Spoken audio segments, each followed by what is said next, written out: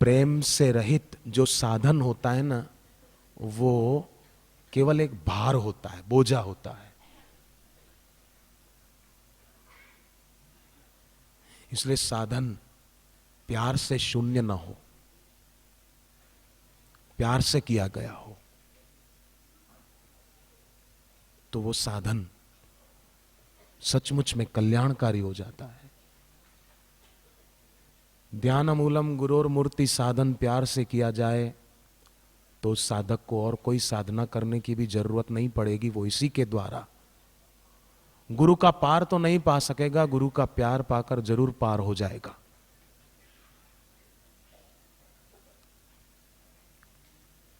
संसार में लोग कैसे होते हैं बेचारे, देखो, कहो कुछ और करें कुछ, पर साधक तो संकेत पाकर ही, जैसे ब्रह्मा जी ने देवों, दैत्यों को, दानवों को, मानवों को द द द कहा, बस इतना ही कहा। अब द से क्या समझे, पर फिर भी उन्होंने अर्थ लगा लिया। देवों ने दमन लगाया, दैत्यों ने दया का अर्थ लगाया, और मानवों ने दान, भाई द से अर्थ दान। दैत्यों ने कहा हम क्रूर हैं, तो हमको कहा गया द कहकर कि दया करो। देवों ने सोचा हम भोगी हो गए, तो जरा इंद्रियों को संयमित करो। एक आदमी सिगरेट बहुत पीता था, डॉक्टर के पास गया। डॉक्टर ने कहा आपको तकलीफ हो गई है, फेफड़ों की खराबी बढ़ गई है, आप सिगरेट मत पिया करो। बोले मैं नहीं छोड़ सकता। तो बोले एक काम करो, धीरे धीरे कम करो, भोजन करने के बाद पीना एक, ठीक है? बोले ठीक है।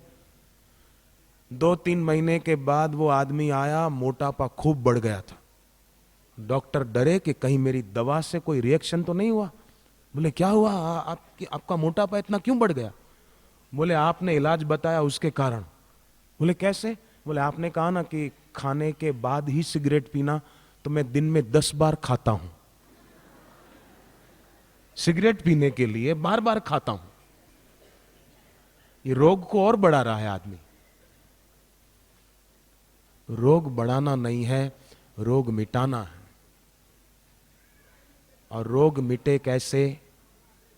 कि जैसे वैद्य जो बताए वो खाने से, वो करने से रोग मिट जाता है, ऐसे ही सदगुरु जो बताएं वो करने से भवरोग मिट जाता है। निजामुद्दीन औलिया, ये जो निजामुद्दीन स्टेशन है,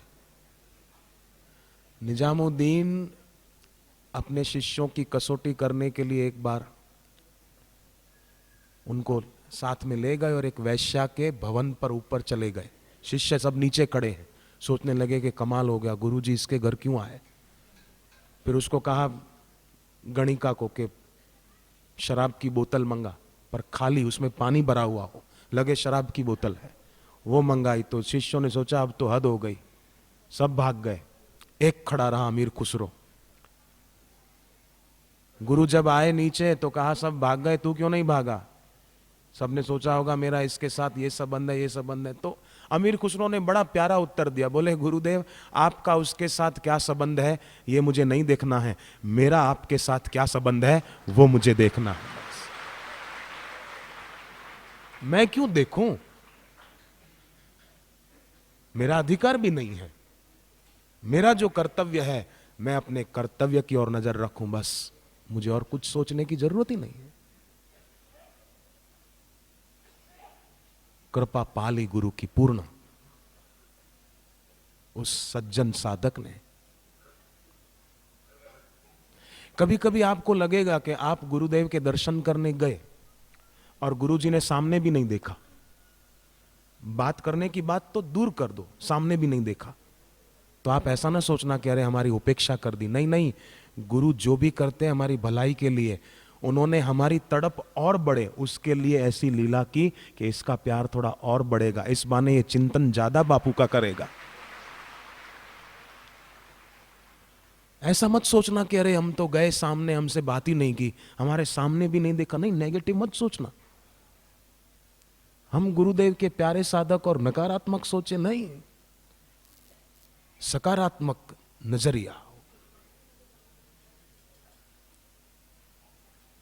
कभी आप गए और गुरुजी ने बात करने की बात तो दूर पर गुरु डांट दे, गुस्सा कर दे, आपको लगे कि नाराज हो गए गुरुजी, नहीं, वो नाराज नहीं हुए हैं, उन्होंने कोप नहीं किया है, वो कोप के बहाने कृपा कर रहे हैं, उनको कोप हो ही नहीं सकता।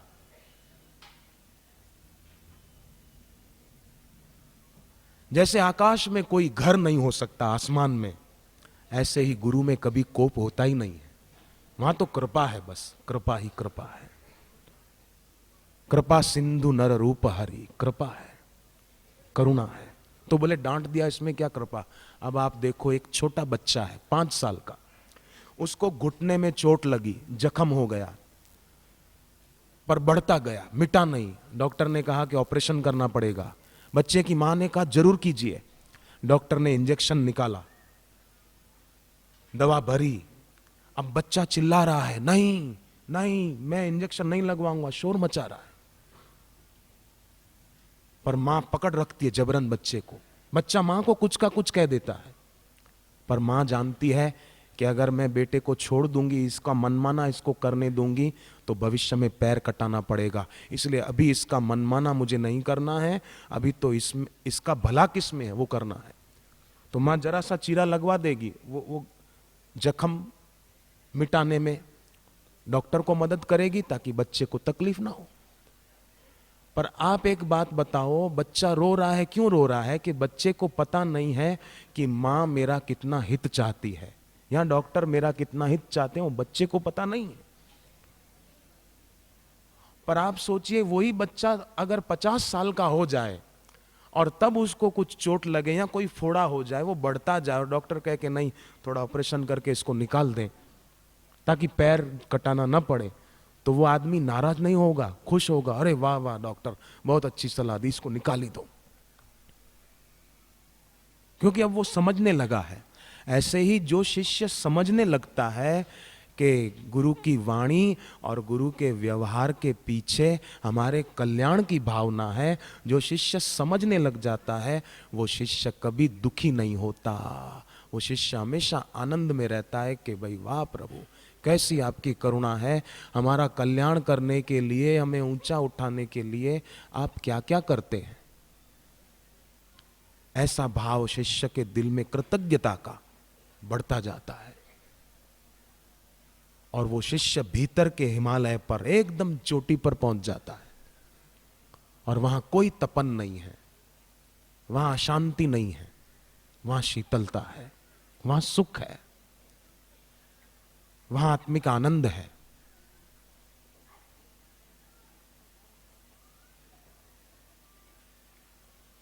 और ऐसा साधक, जैसे कोई व्यक्ति चित्र लिखित घोड़े पर बैठने की इच्छा नहीं कर सकता, करे तो पागल है। घोड़े का चित्र पेंट किया हुआ हो और कोई आदमी सोचेगा कि मैं इस पे बैठ के थोड़ा राउंड लगाऊं, सवारी करूं, घूमूं, ऐसा कोई सोचेगा? सोच पागल होगा, बुद्धिहीन होगा। चित्रलिखित सूर्य से कोई अंधेरा मिटाने की बात सोचेगा ही नहीं। ऐसे ही संसार के भोग हैं, जैसे चित्रलिखित घोड़े से कोई सवारी करने की इच्छा नहीं करेगा, ऐसे ही बुद्धिमान विवेकी साधक वो सांसारिक भोगों को भोगने की इच्छा नहीं करेगा, नहीं कर सकता। वो साधक तो जानता है कि मेरा जन्म अमृत पीने के लिए हुआ है, विषयों का विष पीने के लिए नहीं हुआ। पर जिनके जीवन में सच्चे गुरु नहीं, गुरु भक्ति नहीं, सेवा नहीं, साधना नहीं, ऐसे लोग बेचारे जिन हाथों के द्वारा अपने लिए स्वर्ग बना सकते थे, पर उन्हीं हाथों से नरक की भट्टियां तैयार करते हैं तपने के लिए, ऐसे कर्म करते हैं।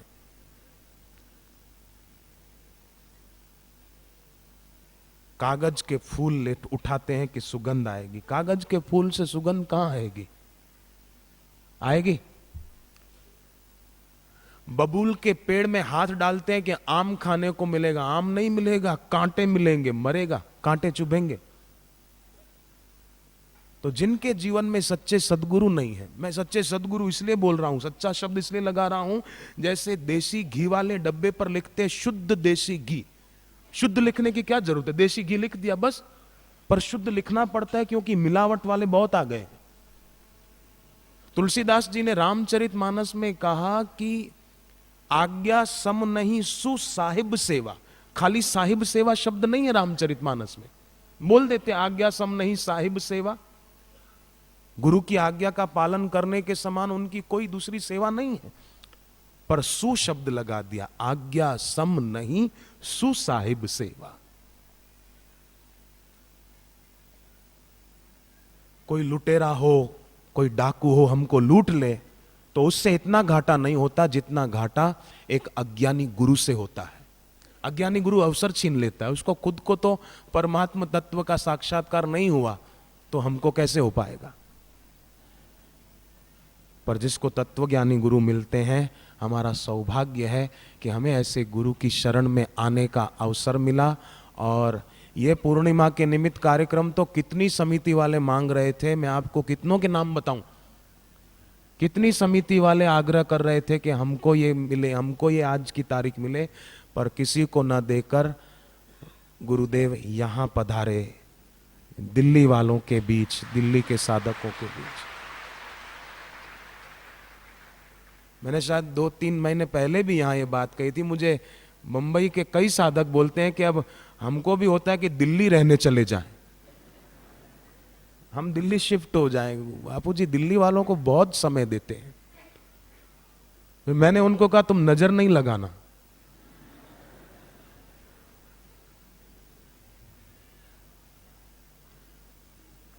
हरियाली होती है तो बादल खींचकर आ ही जाते हैं। प्यार होता है शिष्य के दिल में तो फिर गुरु भी कैसे बैठ पाएंगे, गुरु को भी खींचकर आना पड़ता है।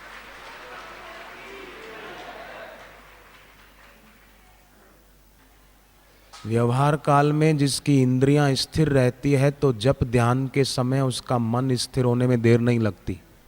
तो इंद्रियां, ये जीभ कर्म इंद्रिय में आती है, ज्ञान इंद्रिय में भी इसकी गिनती होती है।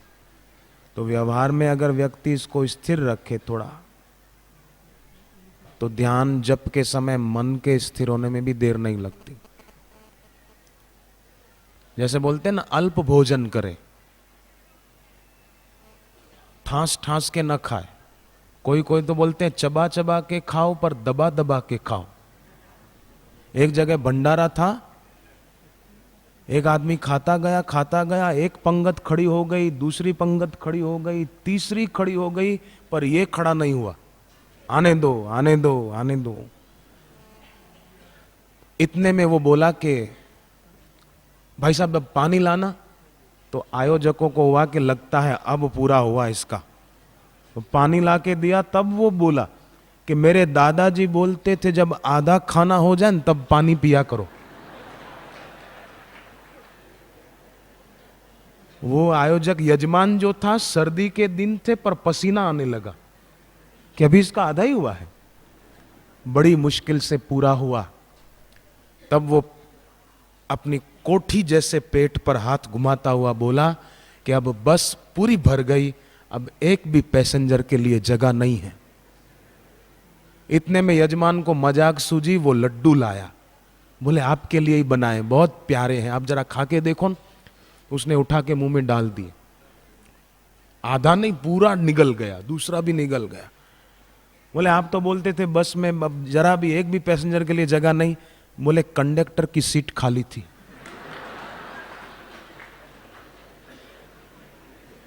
फिर यजमान को हुआ, उसने कहा कि देखो हम गए थे गणपति जी के मंदिर में, वहां से प्रसाद के लड्डू लाए, आप खाओगे? ये है। उसने वो भी लिया, पूरा निगल गया, मानो इंसान का नहीं ऊंट का गला हो। बोले आप तो कहते थे, यजमान ने कहा कि पहले सवारी पूरी भर गई, कंडक्टर की जगह भी भर गई, तो अब ये कहां गया, अब कौन सी सीट खाली थी? बोले तुमको पता नहीं, कोई बड़ा आदमी आए तो सीट खाली करनी पड़ती है। कोई बड़ा आदमी आ गया, इसलिए ये बड़ा मंदिर का लाइन प्रसाद का है, तो हमने उसके लिए जगह बना दी। अब खाने पीने के लिए तो बड़ा पेट है, परंतु साधन भजन करने के लिए ऐसे लोग पढ़ते बड़े लेट हैं। लेट हो, साधना में देर करेंगे, खाने में देर नहीं करेंगे। परंतु साधक ऐसे होते हैं। कल अहमदाबाद आश्रम में जो पूर्णिमा का उत्सव मनाया गया, तो अमेरिका के साधक 4 जगहों पर, न्यू जर्सी आश्रम में, वॉशिंगटन डीसी में, लॉस एंजल्स में और एक जगह पर, 4 जगहों पर वहां साधक बैठे थे। रात को 1 बज गया था उनका वहां का, पर फिर भी वो अपनी अपनी जगह पर टीवी के आगे बैठे थे। वीडियो फोन की व्यवस्था की गई थी कि बापूजी अहमदाबाद आश्रम में व्यासपीठ पर से कुछ बोलें और वहां वो लोग सुने भी और दर्शन भी करें। तो अमेरिका वालों ने भी वहां दर्शन का लाभ पाया और बापूजी का सत्संग माघ मास की पूर्णिमा के निमित्त सुना। रात को देर तक, मैं मानता हूं 2 बजे तक बैठे रहे थे, पर फिर भी गए नहीं। बोले आज तो दर्शन करके और वचन सुन के ही खड़े होंगे। गुरु की न कृपा भव त्रास गई, मिट भूख गई, छूट प्यास गई, नहीं काम रहा नहीं कर्म रहा। तो गुरु के प्यारों की तो नहीं काम रहा नहीं कर्म रहा, उनके लिए कोई बंधन नहीं बचता। एक ऐसी बीमारी होती है नींद में चलने की बीमारी, जिसको अंग्रेजी भाषा में सोमनेम्बुलिज्म कहते हैं। विदेश में कईयों को है नींद में चलने की बीमारी। रात को उठे बिस्तर से, रसोई घर में खूब खाए, फिर आके लेट जाए, सुबह उठ के सोचे कि कोई भूत खा गए, खुद ने खाया है। अभिमान के कारण किसी गुरु की शरण में जा नहीं पाते, न उनसे वैदिक दीक्षा ले पाते, न सही मार्गदर्शन ले पाते। और कई तो ऐसे अपने नाम के आगे भूतपूर्व लिखाना चूकते नहीं है। भूतपूर्व एमपी, भूतपूर्व विधायक, भूतपूर्व प्रधानाचार्य, भूतपूर्व डीएसपी, भूतपूर्व आईजी। इनको देखकर भूत डर जाते हैं कि हमारी संख्या कम हो जाएगी, इनकी बढ़ जाएगी। भूतपूर्व बढ़ जाएंगे, भूत बेचारे कम हो जाएंगे। क्या पता फिर वही पूर्व हट जाए, खाली भूत रह जाए।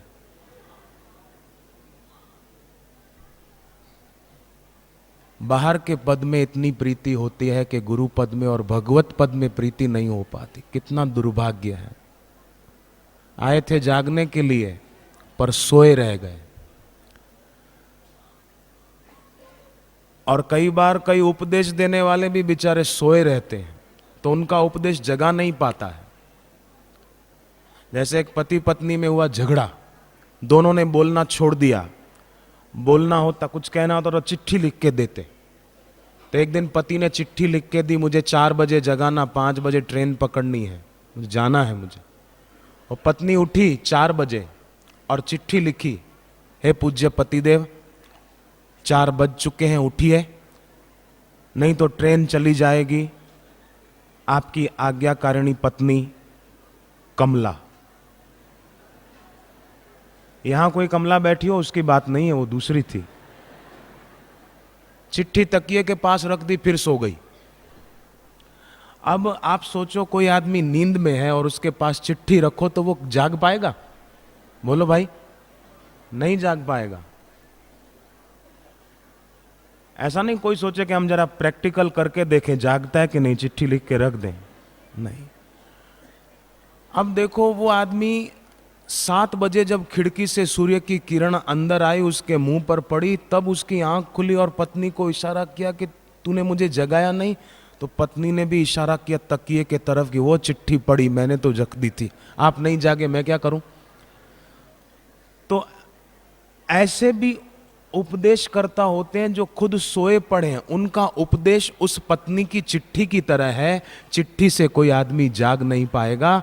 कोई झकझोर दे हमको तो नींद टूट जाएगी, आंख खुल जाएगी।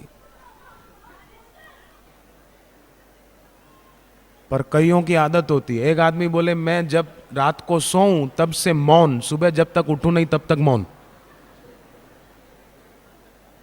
पर रात को नींद में भी लोग कहां मौन रख पाते हैं, स्वप्ने देखते रहते हैं। नींद स्वप्न बिना की नहीं हो पाती। नींद में भी बड़बड़ करते रहते हैं कई लोग। तो नींद में चलने की बीमारी होती है। तो आजकल देखा जाए तो जिनके जीवन में तत्वज्ञानी गुरु नहीं, गुरु का ज्ञान नहीं, वे सब देखा जाए तो उसी बीमारी से पीड़ित हैं। लगता है जागे हुए हैं, आंख खुली हुई है, पर मोह निशा में सोए हुए हैं। मुझे इसके बिना नहीं चलेगा, मुझे इसके बिना नहीं चलेगा, इसके बिना नहीं चलेगा। ये सोए हुए ही हैं। और ऐसे सोए हुए मरने के बाद फिर बेचारे भूत बन जाते हैं और ऐसे लोगों को परेशान करते हैं।